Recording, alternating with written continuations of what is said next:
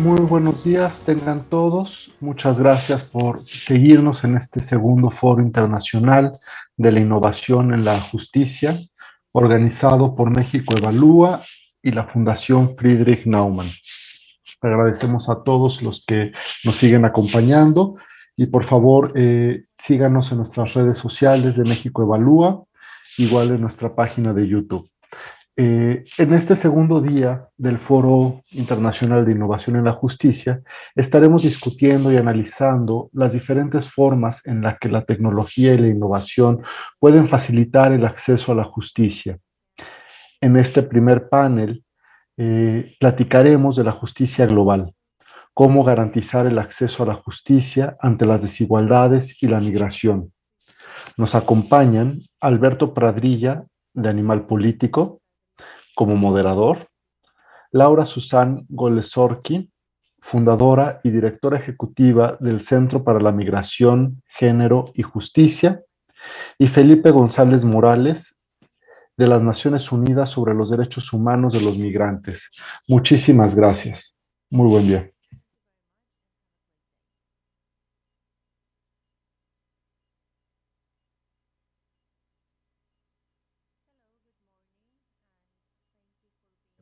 Hoy, bueno, pues vamos a estar hablando sobre el acceso a la justicia y en la migración en un contexto de grandes dificultades, tanto aquí en México como en toda la región. Pensemos que los últimos años han sido de políticas de extrema dureza contra la población migrante, tanto desde el acuerdo aquí en México como en toda la región, ¿no? Pero pensemos en los acuerdos entre México y Estados Unidos para impedir el flujo de migrantes, tanto con la administración americana como la actual, ¿no? Por ejemplo, solo por poner un dato, el mes de septiembre hubo más de 41.000 personas detenidas aquí en México por estar en condición irregular como migrantes. Esa es la cifra más elevada que ha habido en la historia desde que se tienen registros, lo cual nos lleva a ver que actualmente hay una política de impedir el tránsito de personas que vienen huyendo de la violencia, huyendo de la pobreza o de ambas, o ahora también en otros elementos como el cambio climático, ¿no? Que ha golpeado a zonas de Honduras, de Guatemala, de El Salvador. Estas políticas de freno a la migración también pueden acarrear violaciones graves a los derechos humanos de las personas que se encuentran en tránsito. Y como ejemplo, podemos recordar hace un par de meses cómo las personas que estaban en la caravana en Chiapas pues vimos imágenes terribles, ¿no? De funcionarios golpeando a los migrantes en el suelo, incluso en la cabeza.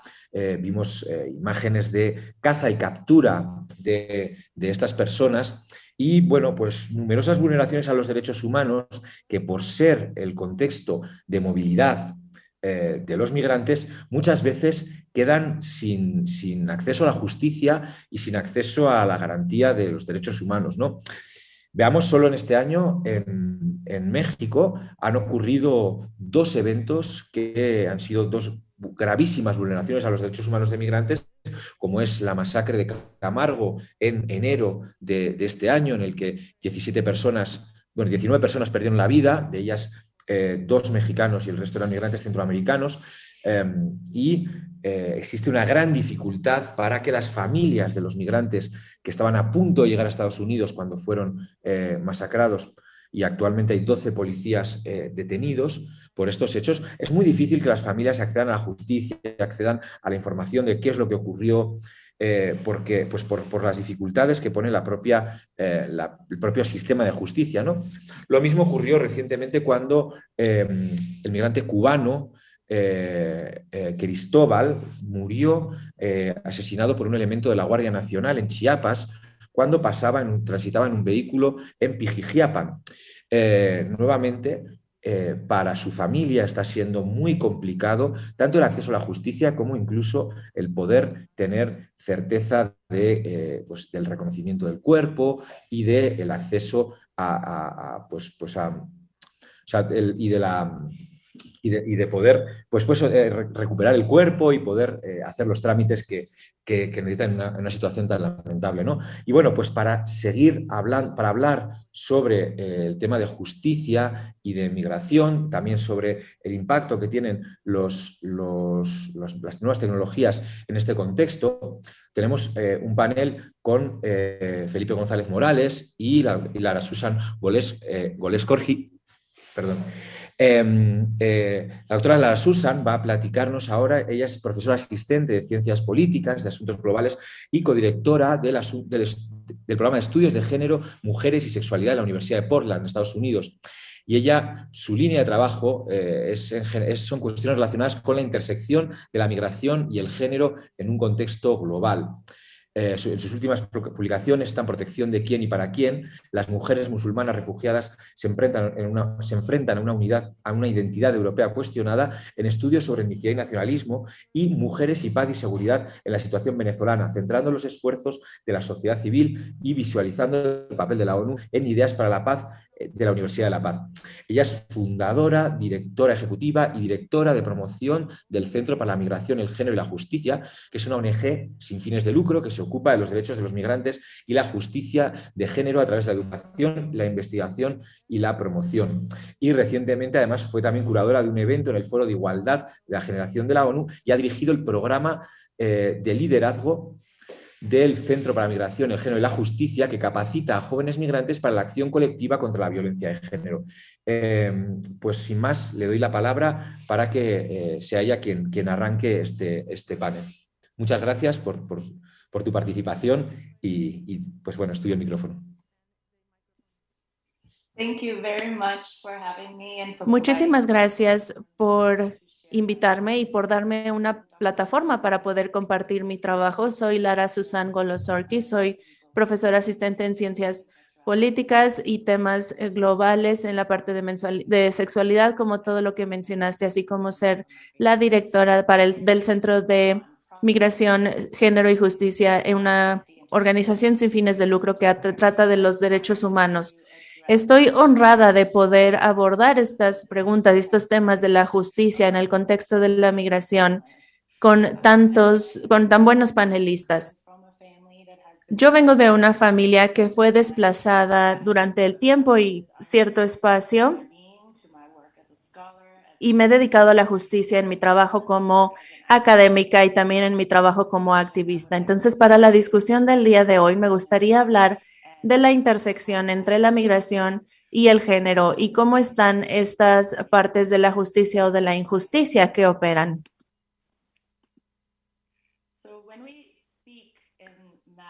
Cuando hablamos en temas de justicia en el contexto de la migración y género, es importante reconocer las diferentes experiencias que existen en esta intersección.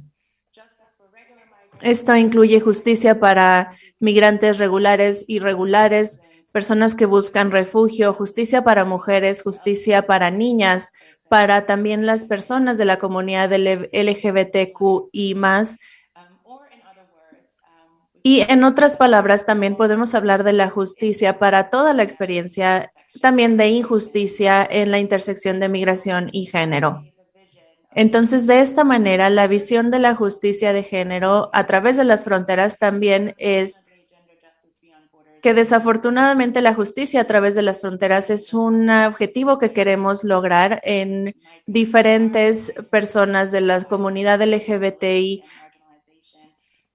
y no binarias, y hay retos muy específicos en estas rutas migratorias y en los países de destino. Entonces, hay diferentes riesgos y retos específicos en temas de justicia y así como ha prevalecido esta injusticia. Y la falta de justicia en el contexto de la migración pertenece también a las dinámicas de género que se han visto en este Centro de Migración, Género y Justicia, que pudimos ver en 2020, que fue también a principios de la pandemia.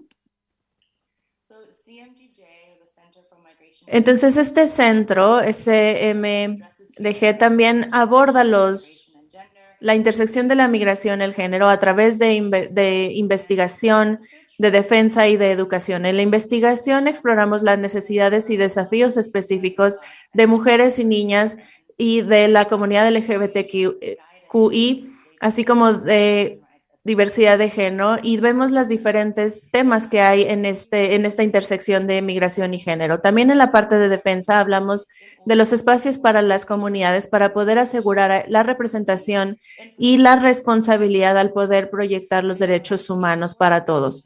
Y en educación traemos diferentes comunidades, algunos actores estatales y gubernamentales para poder aplicar la intersección de migración y género a través de diferentes programas, por ejemplo. Hay muchos proyectos de los que podría hablar el día de hoy y ejemplificar esta parte entre la investigación, la defensa y la educación que hacemos en el centro para la discusión del día de hoy y abordar también algunas de las preguntas del panel. Y me gustaría resaltar algunos de nuestros proyectos principales, que es migración, género y COVID-19. Este proyecto incluyó investigaciones etnográficas, entrevistas e investigaciones para el impacto en el estilo de vida de las mujeres y de migrantes.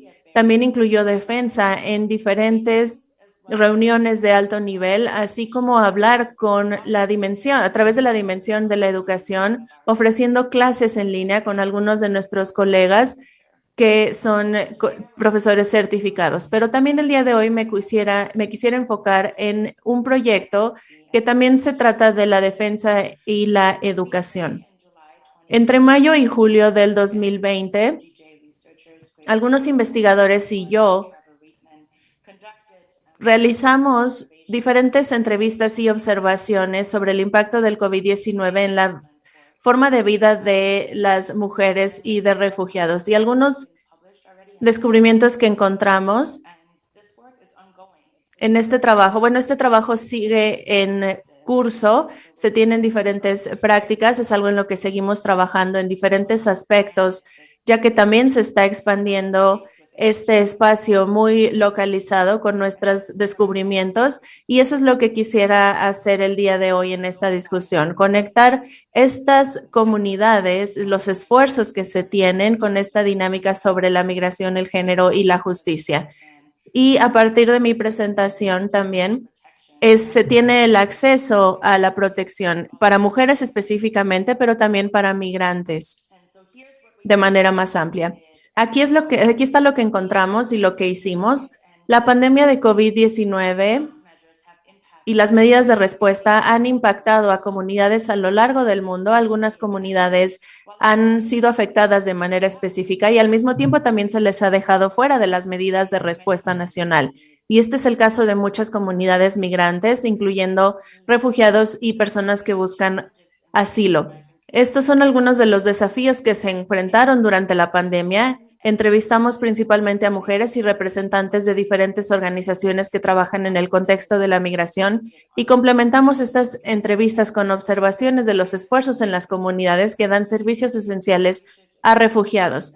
Nuestra investigación se realizó en el verano del 2020 y los resultados y descubrimientos mostraron la importancia de poder dar protección social para todos sin importar el estatus migratorio. Nuestro descubrimiento también mostró que el impacto de COVID-19 en el sustento de los refugiados también opera con dinámicas específicas, acceso restringido a servicios sociales, falta de información sobre recursos y servicios, y también el miedo a este cambio en las políticas, que por supuesto también es no solo específico de Estados Unidos. Desde perder también sus trabajos y perder la atención médica y poder encontrarse en situaciones sin precedentes también de movilidad limitada, las mujeres refugiadas en Portland también tienen preocupaciones de cómo mantener su sustento. Y de algunas maneras los esfuerzos comunitarios han complementado de alguna manera las respuestas y las medidas de la COVID-19. Y aunque hay mucho más que se puede decir sobre estos retos específicos que han enfrentado las mujeres refugiadas, que entra en el acceso restringido a los recursos, la falta de información y el miedo de estas políticas tan cambiantes, también hay otras dinámicas que están interconectadas. Si podemos ver la siguiente diapositiva, hay una cita de una mujer refugiada con la que hablamos, que habla sobre la urgencia de justicia en este contexto de la migración y género. La mujer tenía empleo como empleada doméstica, pero también en la industria se vio realmente impactada, se quedó sin trabajo a los pocos meses y ella describió cómo había sido el impacto de este desempleo en su familia y que ya no tenía tampoco tiempo para estar enferma de COVID, por ejemplo. Entonces, esta cita realmente refleja todas las implicaciones de la COVID-19 en el sustento de los migrantes de manera más amplia, pero también muestra la dinámica de género dentro de ellos.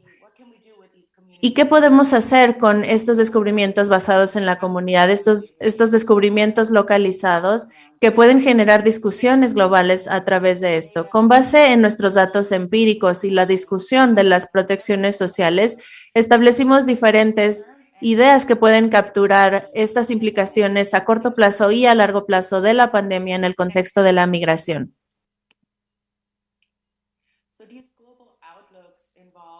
Estos panoramas generales incluyen diferentes estrategias y en los migrantes también las medidas de respuesta para los migrantes, así como estructuras de protección social, así como la implementación de los enfoques interseccionales en la migración y la política. De acuerdo con la Organización para las Migraciones, esta respuesta para la COVID-19 y sus estructuras de protección social pueden generar ciertas desigualdades, así como lo que se pudo mostrar en la investigación del acceso a los recursos y servicios y la falta de información. Se sabe que estas dinámicas están interconectadas, así como los esfuerzos que buscan asegurar la seguridad y el sustento de las mujeres refugiadas. Y también dar ideas sobre la vida de las mujeres de la pandemia y también encontramos que es imperativo abordar la falta de enfoques interseccionales y de género en las investigaciones y en las políticas. Y este es el caso también de la recolección de datos y el análisis, así como la respuesta que se tiene en las políticas. Entonces, se sugiere que el género esté incluido en la planeación y en la evaluación de las políticas para poder abordar de manera más amplia a las mujeres migrantes. Y también que las políticas vayan más allá de la parte de las políticas generales, sino que también sean de protección social y que sean específicas para esta área sin importar el estatus migratorio. También se quiere enfatizar que nuestra investigación establece brechas significativas entre las políticas y las experiencias vividas. Encontramos que hay esta falta de concordancia en el acceso restringido a recursos y servicios, falta de información sobre los recursos y servicios y el miedo a estas políticas que cambian todo el tiempo y que tienen un impacto sobre los sustentos de las mujeres. Y también los cambios que se han tenido durante la pandemia, la gravedad de esto sugiere que las estructuras existentes de protección nacional y protección social siguen formando la vida de las mujeres incluso desde antes de la pandemia. Y el sustento de estas personas con las respuestas y medidas de la COVID-19 se mostró que se necesita una reconsideración de cómo se puede apoyar de manera más amplia a estas comunidades. Con esto les quiero agradecer a todos y quiero extenderles una invitación para colaboración y una invitación a uno de nuestros eventos próximos sobre la perspectiva de migración al revisitar la Convención de Estambul, que como ya se mencionó, habla sobre los programas de liderazgo en migración. Esperamos verlos ahí. Muchas gracias.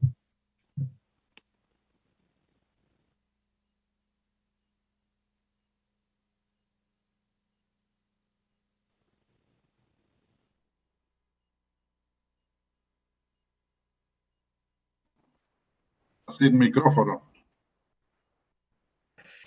Ay, muchas gracias y disculpen.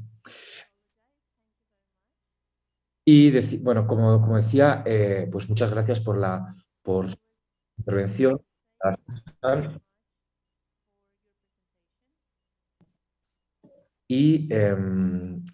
Ahora es turno de Felipe González Morales. Él es relator especial de las Naciones Unidas sobre los derechos humanos de los migrantes. También es profesor de Derecho Internacional en la Universidad Diego Portales, en Santiago de Chile, donde dirige la maestría en Derecho Internacional de los Derechos Humanos. Entre 2008 y 2015 se desempeñó como comisionado y relator sobre migrantes en la Comisión Interamericana de los Derechos Humanos, de la que fue presidente entre 2010 y 2011. Es profesor de Derecho Internacional de los Derechos Humanos en diversos programas de posgrado de la Universidad de Carlos III de Madrid desde 2003, así como en otras universidades de España. Y desde 2001 también ejerce como profesor en la Academia de Derechos Humanos de la American University de Washington, D.C. Es fundador y primer director del Centro de Derechos Humanos de la Universidad Diego Portales y también fundador y primer director de la Red Latinoamericana de Clínicas Jurídicas de Derechos Humanos. Y de la misma forma posee un doctorado y una maestría en Estudios Avanzados de Derechos Humanos por la Universidad Carlos III y maestría en Derecho Internacional en la American University. Pues doctor Felipe tiene la palabra. Muchas gracias por acompañarnos y comienza su tiempo. Muchas gracias. Bueno, muy buenas tardes, muy buenos días. Muchas gracias por esta invitación a este foro sobre innovación judicial. El tema del acceso a la justicia para las personas migrantes es un tema clave para el ejercicio de los derechos humanos de este colectivo. Y así, desde la relatoría, hemos trabajado como uno de las materias centrales de nuestra labor. Presentamos hace 3 años un informe sobre acceso a la justicia para personas migrantes a la Asamblea General de Naciones Unidas, y luego en distintos informes temáticos y de países la hemos ido abordando a propósito de una serie de aspectos y de colectivos. Por ejemplo, en 2 informes, y a propósito de lo que decía Lara Susan, en 2 informes sobre género y migración, presentados por la relatoría hace 2 años, al Consejo de Derechos Humanos de Naciones Unidas y a la Asamblea General de esa organización, nos referimos también a la cuestión del acceso a la justicia de las mujeres migrantes como un aspecto clave. Igualmente, el año pasado, en un informe sobre detención migratoria infantil, en que la relatoría llamó a los estados a poner fin a esta práctica, se analizaba igualmente el tema del acceso a la justicia, en este caso de la niñez migrante. Esto, su centralidad tiene que ver con el hecho de que el acceso a la justicia realmente es un derecho humano base para el ejercicio de todos los demás derechos humanos. Cuando no existe ese acceso a la justicia, la posibilidad de ejercer esos otros derechos es limitada. Esto queda aún más en evidencia en el caso de colectivos como el de las personas migrantes, que por sus propias características y por las políticas migratorias que abundan en la mayoría de los estados, son relegados a un lugar secundario, no tienen la atención en las políticas públicas, como no sea frecuentemente para reprimirlos, y de allí que sea muy importante que estas personas, las personas migrantes, puedan reclamar. Ahora, cuando nos referimos a acceso a la justicia, nos estamos refiriendo no solo, aunque claro que es el más importante, pero nos estamos refiriendo no solo al acceso al sistema judicial stricto sensu o propiamente tal. Y digo esto porque en el caso del colectivo de migrantes, el acceso a la esfera administrativa, la posibilidad de tener una defensa jurídica en la esfera administrativa es muy importante. Más importante usualmente que para los nacionales del Estado, que para quienes viven en el territorio de su propio Estado, del Estado del cual son nacionales. Por ejemplo, en los procesos de deportación. Los procesos de deportación son básicamente procedimientos administrativos. Deben tener la posibilidad, deben garantizar la posibilidad de tener acceso hasta una etapa judicial, lo cual no siempre es reconocido por los estados, a pesar de que deberán reconocerlo conforme a los estándares internacionales. Pero la posibilidad de tener representación legal debiera ir a todo lo largo del procedimiento de deportación, administrativo y judicial. Esto queda demostrado también en lo que se refiere a la cuestión del derecho a buscar y recibir asilo. Hay estudios que demuestran cómo la probabilidad de obtener el reconocimiento de ser una persona asilada o refugiada se incrementa 3 o 4 veces cuando se dispone de representación legal.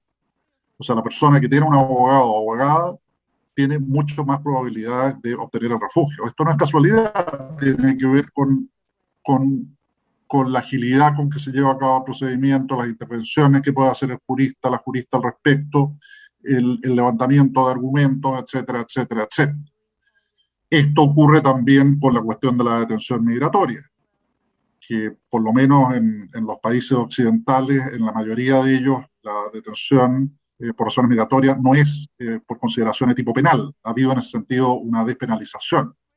Sin embargo, esta despenalización, en términos de eliminarse el delito penal de ingreso irregular, ha sido reemplazado por una práctica extensiva de la detención migratoria. El caso de México precisamente es un...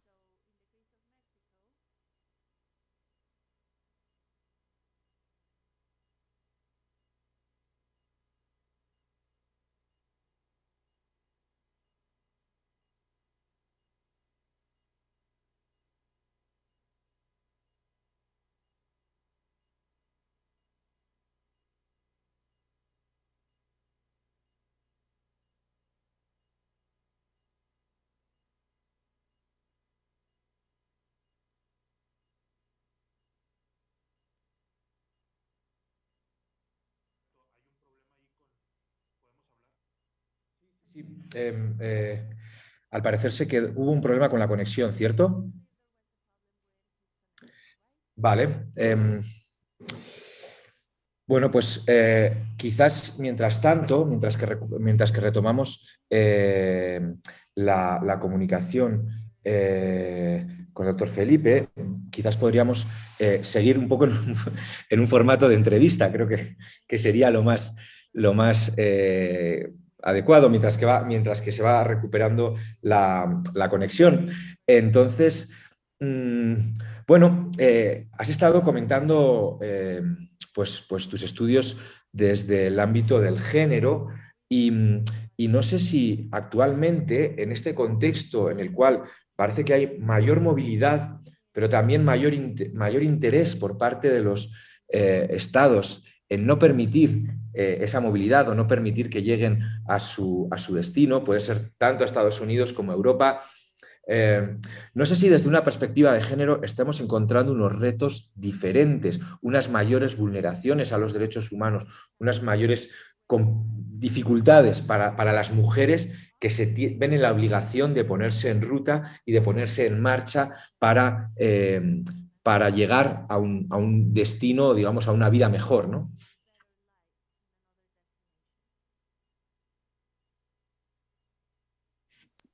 Yes, thank you. Thank you for bringing up this very important point. I think it's important to acknowledge. Reconocer aquí que, como mencioné en mi presentación, las mujeres, las niñas, las personas los migrantes también de las comunidades LGBTQI y de género diverso también enfrentan estos grandes obstáculos y algo que es realmente importante es la violencia basada en género.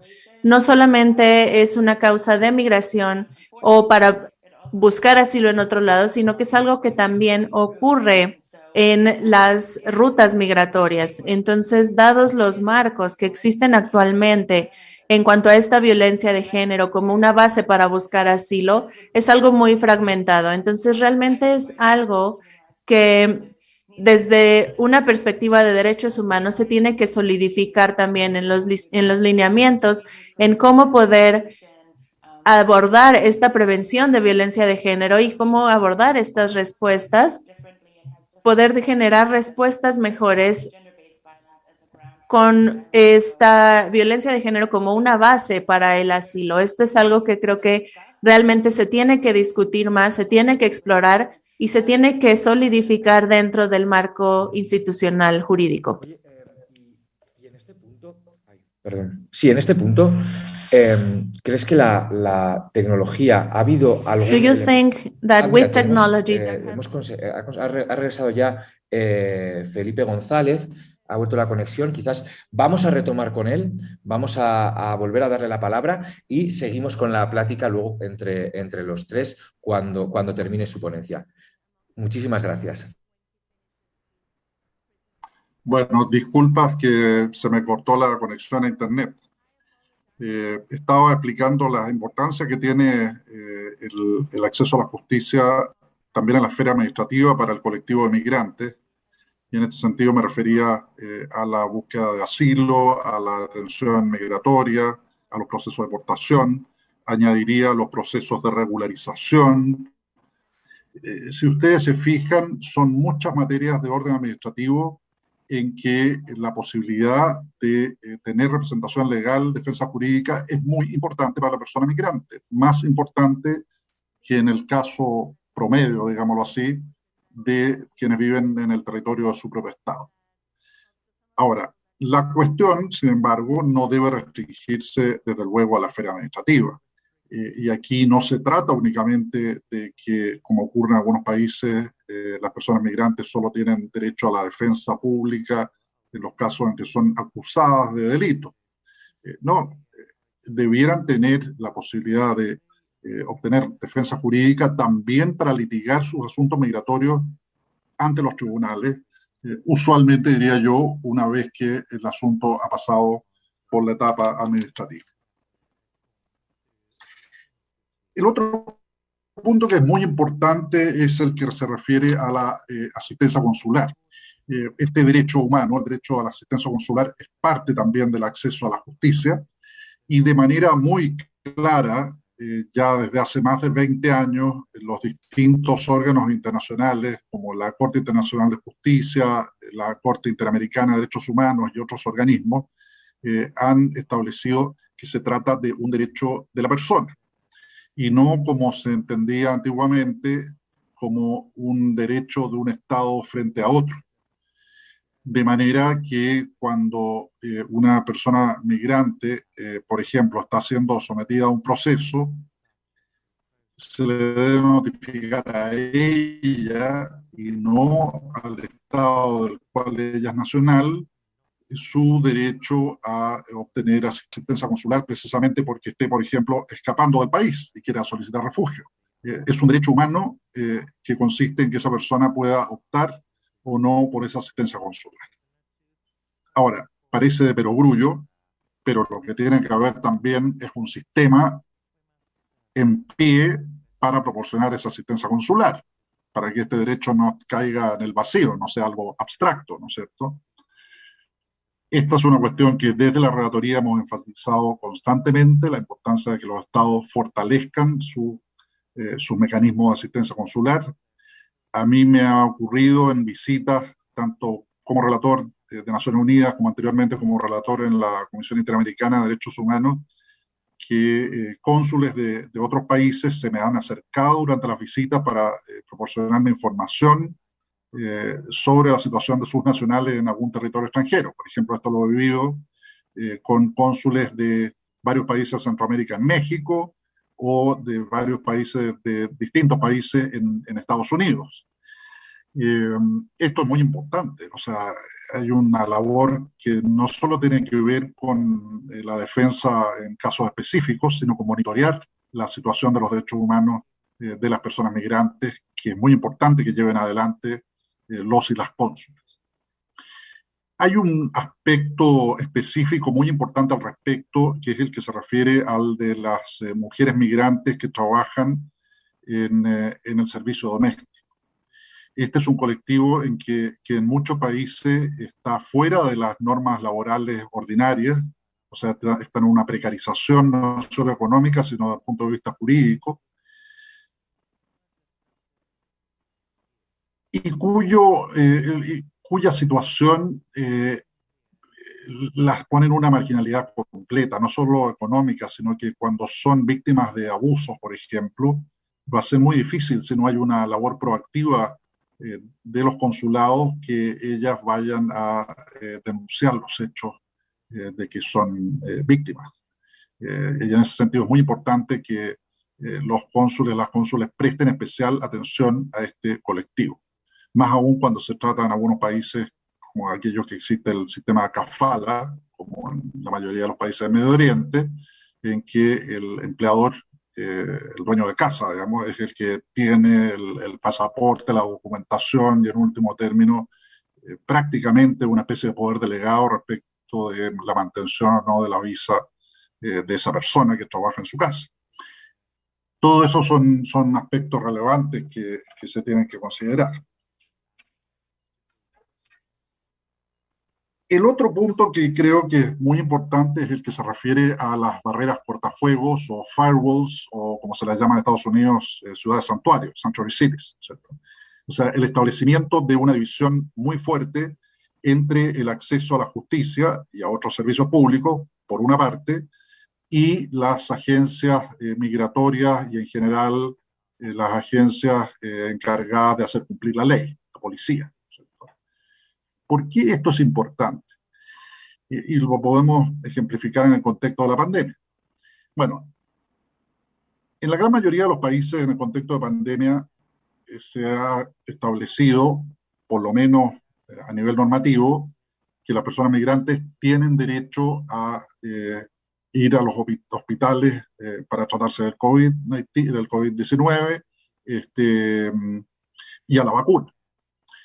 Sin embargo, digo a nivel normativo o declarativo, porque en la práctica muchas personas no van a los hospitales, salvo en una situación de urgencia vital, o no se vacunan, personas migrantes me refiero, por temor a ser detenidas y deportadas. De hecho, esto lo estábamos viendo la semana pasada en República Dominicana, en que han sido deportadas numerosas mujeres haitianas, migrantes haitianas, embarazadas que estaban en los hospitales y fueron detenidas allí o al salir del hospital y deportadas a Haití. Entonces, ¿qué mensaje se está lanzando a la población migrante? El mensaje es, no vaya al hospital. Si va al hospital, usted va a ser detenida y deportada. Esto es lo mismo en relación con los tribunales, con el acceso a la justicia. Si no hay una barrera clara entre el sistema judicial y o sea, barreras cortafuegos entre el sistema judicial y las agencias de law enforcement, encargadas de hacer cumplir la ley, policía, órganos migratorios del Estado, la persona no va a ir al tribunal. O va a ir en una situación absolutamente extrema, normalmente ya cuando ha pasado el momento, etcétera.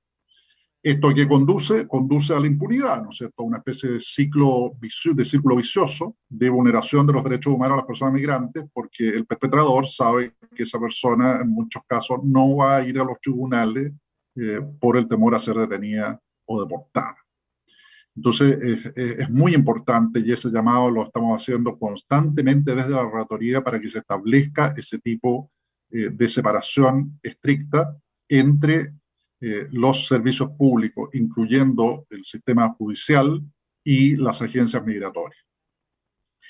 En este orden de cosas, lo que existen básicamente son ciudades que tienen estos sistemas y no estados como conjunto, no un estado como conjunto. De hecho, toda la discusión en Estados Unidos durante el gobierno de Trump tenía que ver con esto, por eso se hablaba de ciudades santuario, aquellas que no comparten esa información, como por ejemplo San Francisco y Los Ángeles, siendo además California como un todo un estado santuario, por así decirlo, Houston, Austin, Nueva York y en general la mayoría de las ciudades en que hay una población migrante significativa. Sin embargo, como ustedes comprenderán, el tema no se termina de cerrar cuando es solo la ciudad, porque la agencia federal puede por sí misma actuar, ¿no es cierto? O como ocurría en el gobierno de Trump, se le estaban poniendo una serie de amenazas financieras a las ciudades con fondos federales, quitarles fondos federales para que no, para que levantaran esas barreras cortafuegos. Lo otro que existe y que entiendo continúa vigente en México, por ejemplo, lo que existe a veces son mecanismos de visas temporales para personas migrantes que denuncian ser víctimas de determinados delitos. Digo esto en el caso de México a propósito de mujeres víctimas de violencia de género, en que, por lo menos hasta la información hasta donde la tengo, se les confiere una visa temporal de manera que puedan ir y denunciar los casos de que son víctimas sin temor a ser detenidas o deportadas. Esta es una cuestión absolutamente básica que debería ser replicada también por otros estados. Otro tema relevante es el que se refiere al derecho a un intérprete.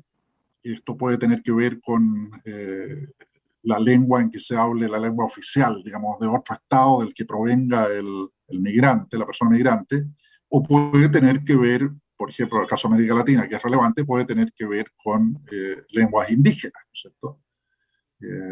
Independientemente de que esa lengua indígena esté o no reconocida en el país de origen, la cuestión es que si esa persona, migrante indígena, no entiende lo que se le está señalando en un trámite administrativo judicial o no puede darse a entender, tiene derecho a un intérprete, como se ha dicho reiteradamente, por la Corte Interamericana de Derechos Humanos a nivel regional y por otros organismos, incluyendo la Relatoría a nivel global. Quisiera enfatizar también la importancia de que sean jueces los que intervengan en la mayor medida posible también en la protección de los derechos humanos de las personas migrantes. Es evidente que hay ciertos actos que por sus características son de naturaleza administrativa, pero debe existir la posibilidad administrativa antes de cualquier deportación. Como ustedes comprenderán, si ya se concreta la deportación, se vuelve completamente ilusorio el que esa persona pueda ejercer su derecho ante un tribunal. Y en este sentido hay sistemas mucho más o menos amplios, algunos de los cuales están muy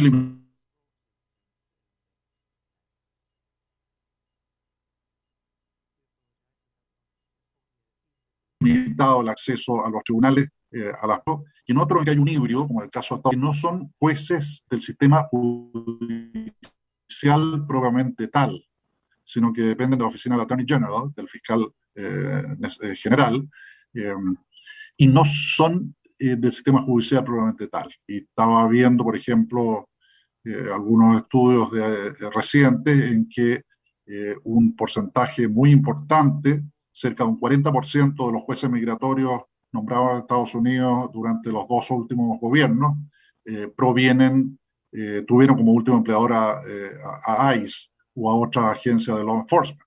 Entonces hay todo un tema que tiene que ver también con la imparcialidad judicial, ¿no es cierto?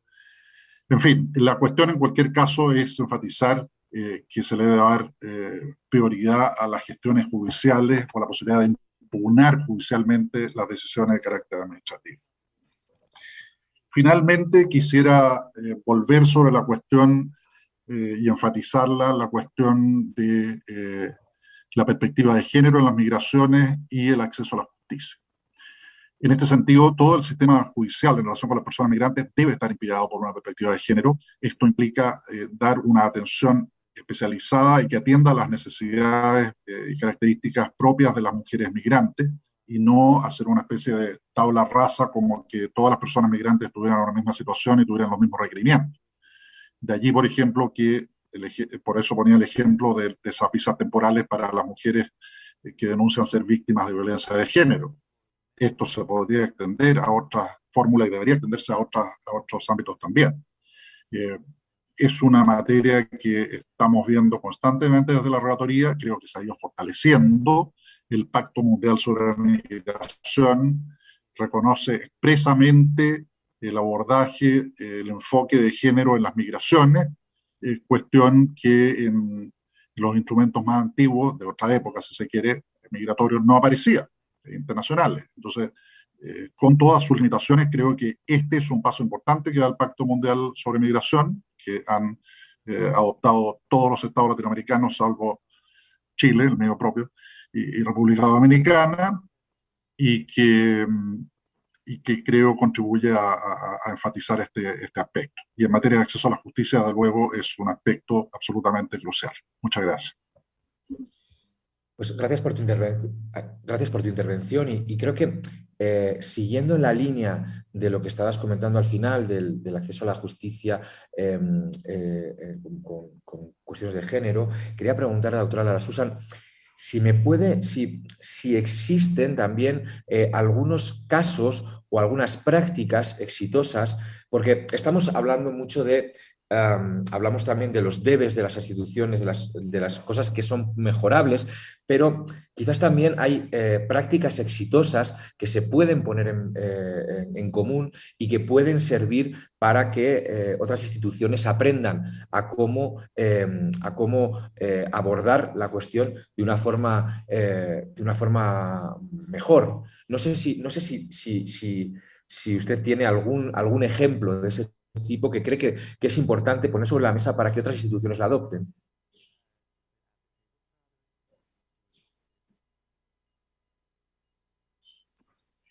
Thank you very much for the question. En este contexto en particular, obviamente es algo difícil porque estamos hablando aquí de casos individuales y yo creo que lo que diría es señalar la mayor atención que se le ha dado a nivel internacional en términos de la violencia de género, especialmente en el contexto de la migración forzada, sobre todo cuando tenemos ya unas directrices y prácticas de políticas que se aplican específicamente a la violencia de género y a su prevención y mitigación.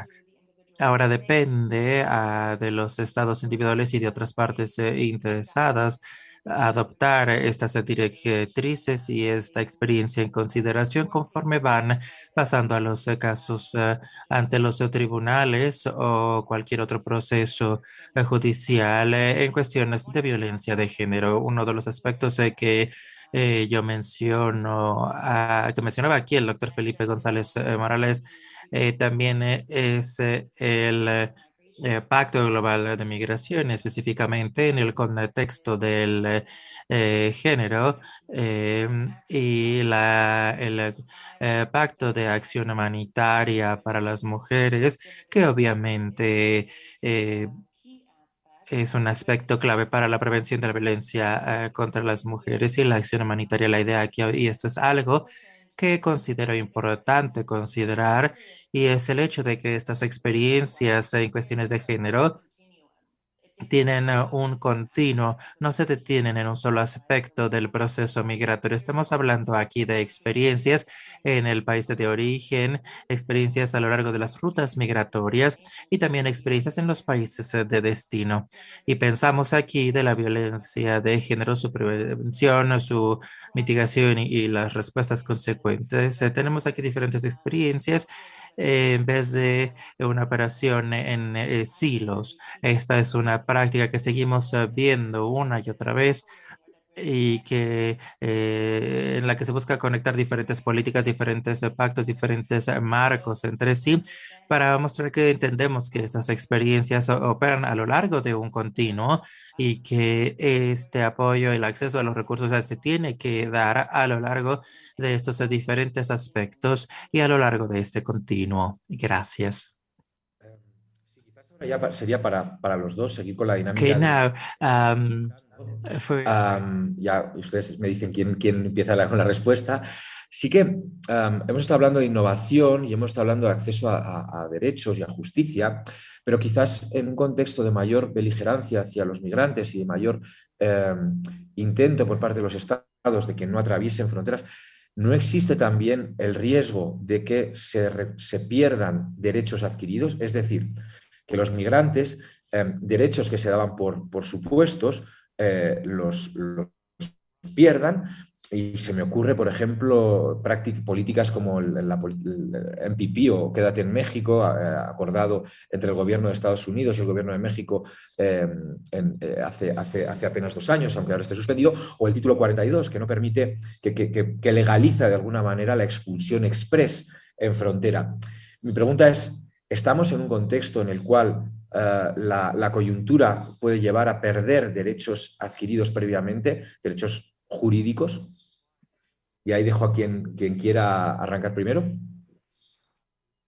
Bueno, si me permiten, Efectivamente, creo que es como señala Alberto, que ha habido una serie de derechos que han quedado difuminados o prácticamente derogados en los últimos años.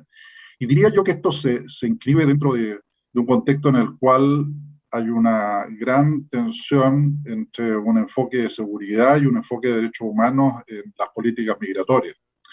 Eh, Esto se refleja en la discusión y en el texto del Pacto Mundial sobre Migración, se refleja en el debate internacional entre los estados.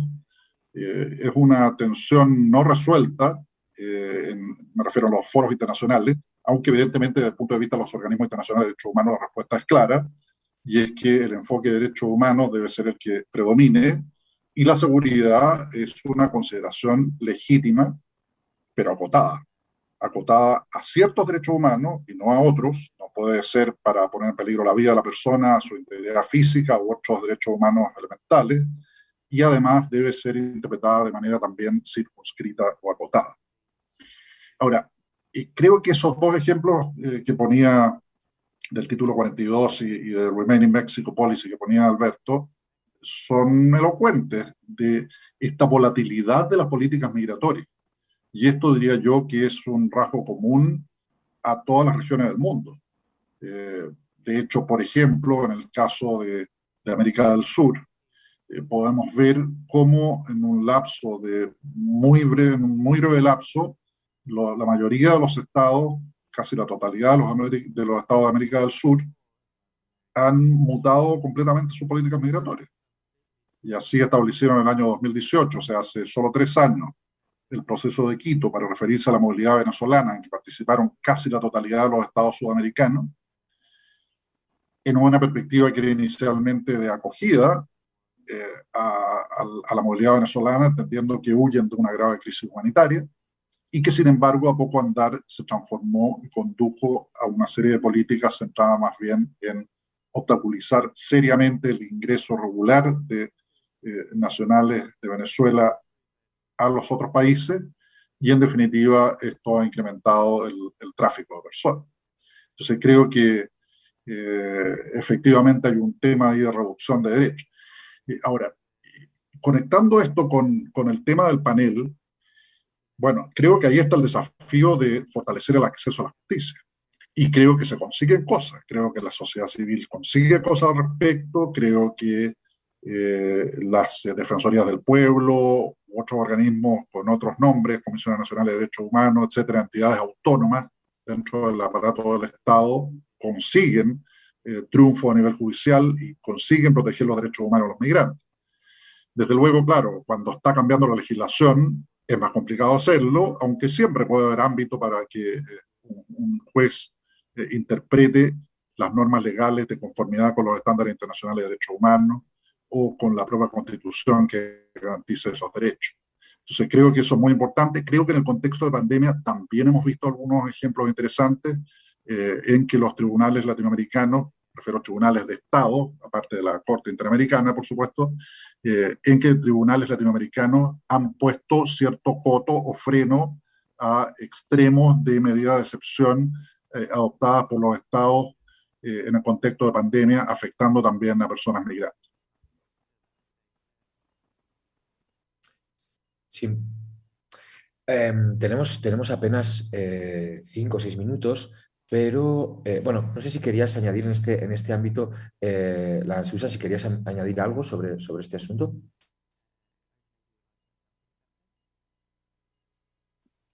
Yes, if I may, I'll be very brief and Ser muy breve, y creo que quizá una forma en la que yo puedo contribuir en esto es pensando en el acceso mayor a los derechos humanos dentro de fuera de las políticas migratorias como tal el sistema judicial, algo que hemos visto recientemente, y esto es parte del colectivo, las implicaciones de género en el contexto del impacto de la pandemia por el COVID-19. Por ejemplo, con OIT, que hemos estado trabajando aquí en este capítulo, por ejemplo, en particular, el derecho al acceso a recursos y servicios para la salud mental. Cada país en el sur tiene restricciones particulares con respecto a esto. Algunos son más abiertos o más restrictivos en términos de acceso a los servicios de salud para los no ciudadanos y en otros países vemos casos más restrictivos, en otros casos más abiertos, pero es algo que podríamos considerar de manera particular durante esta pandemia.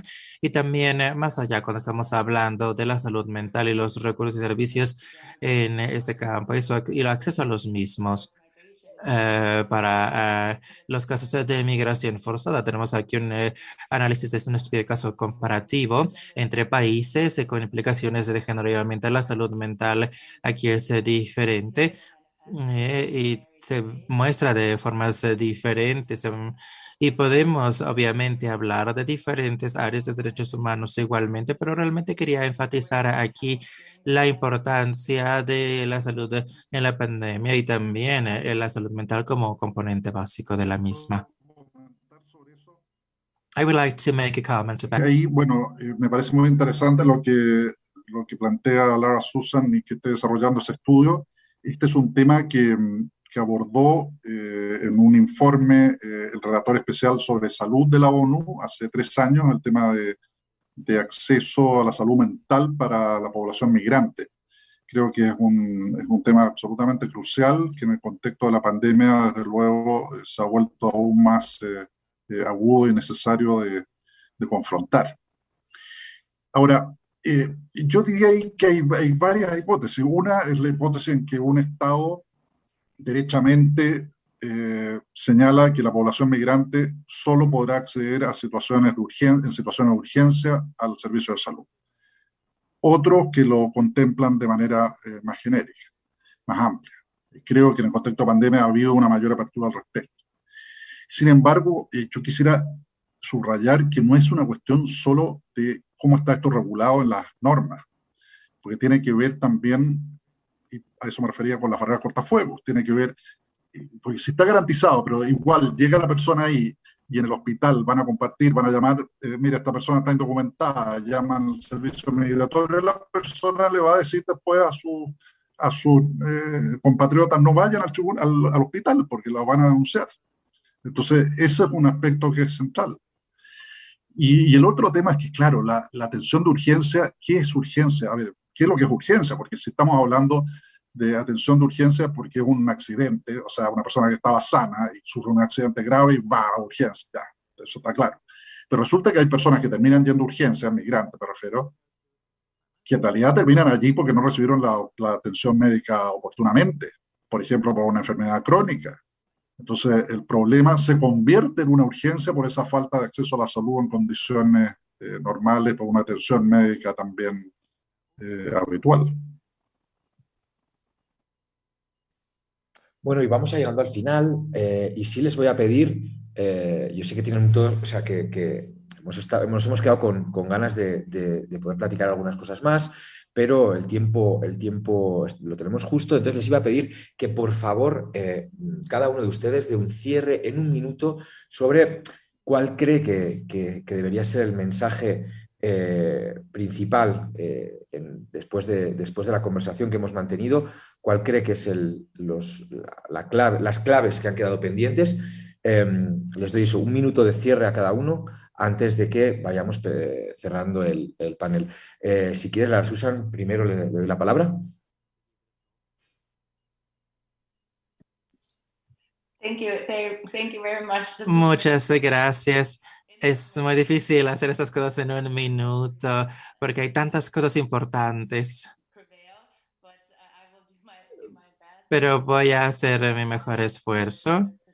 Hablando desde una perspectiva de género, creo que, y esto ya lo reiteraron varias veces a lo largo de la conversación, es que tenemos que considerar que las experiencias migrantes varían mucho, no son uniformes, no hay una sola experiencia que exista. Obviamente tenemos que tener acceso a la justicia y a las cuestiones de justicia para las que tenemos que dar una respuesta, sobre todo en términos de las experiencias, sobre todo en temas de perspectiva de género, de riesgos, protección, acción, que son muy amplios y que no consideran necesariamente las dimensiones de género dentro del acceso a la salud, por ejemplo, o que incluyan a la salud materna o la salud reproductiva, solamente por dar algunos ejemplos aquí en los que yo creo que el enfoque más amplio, bueno, está pasando a este compacto global de migración para los refugiados y estamos viendo un enfoque más orientado hacia los migrantes cuando lo que se necesita aquí es considerar una experiencia específica e intersectorial, obviamente. Muchas gracias. Tu turno, por favor.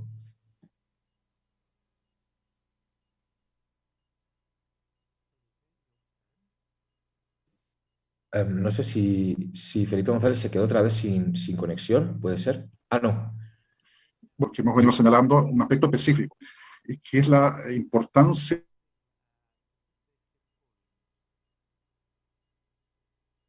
del litigio para...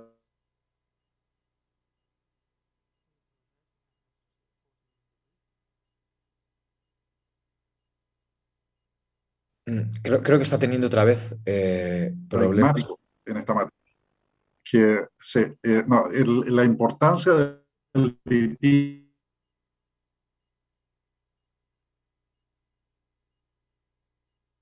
litigio paradigmático, desde la sociedad civil, especialmente creo que el Estado tiene la representación judicial de los migrantes, pero para la sociedad civil hay un rol muy importante en llevar los casos adelante. No sé si me escuchan en definitiva, pero ese era mi mensaje.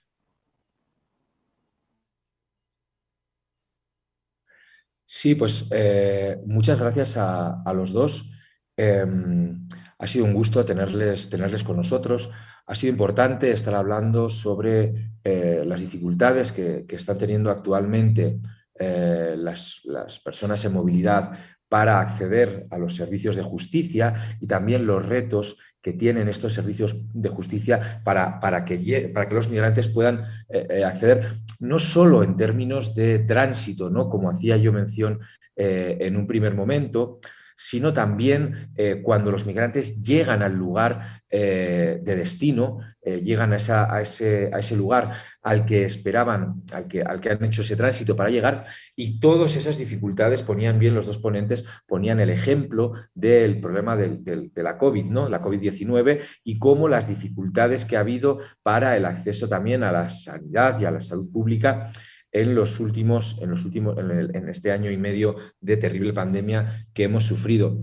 Hemos visto la importancia también de la sociedad civil como agentes que sirven para el acompañamiento y para el apoyo de los y las migrantes, y también, de alguna manera, para forzar a las instituciones a garantizar una serie de derechos que no siempre se tienen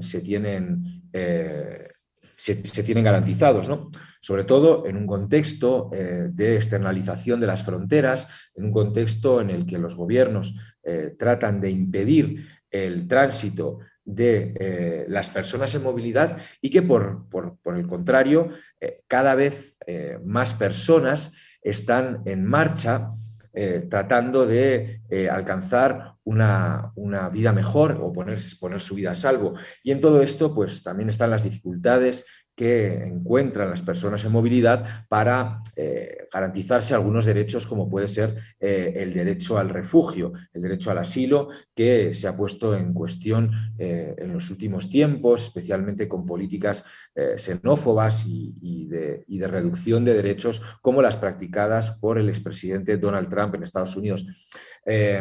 Así que realmente ha sido una conversación muy interesante, una conversación que quedan muchos temas por hablar. Ahí quedado el papel de la sociedad civil, o ahí quedó el papel de las nuevas tecnologías, que podían haber sido, que son elementos que quedan ahí para explorar en el futuro. Por mi parte, pues agradecer muchísimo a los ponentes, también a los invitados,